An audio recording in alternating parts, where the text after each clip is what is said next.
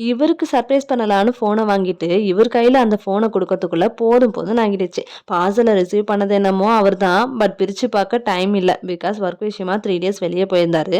ஒரு வழியா வந்ததுமே குடுக்கலாம்னு நெனச்சா, அவரு போயிட்டு படுத்துட்டாரு. இப்ப விட்டா இவர புடிக்க முடியாதுன்னு சின்ட்டு விட்டு கூப்ட்டுன்னு வந்துட்டோம். அவர் வேற என்ன, எதுக்குன்னு 1000 கொஸ்டின் கேட்குறாரு. ஒரே ஒரு வீடியோ பாருன்னு கூப்ட்டா, உங்களுக்கு வேற வேல இல்ல, டயர்டா இருக்கு போன்னு சொல்லிட்டாரு.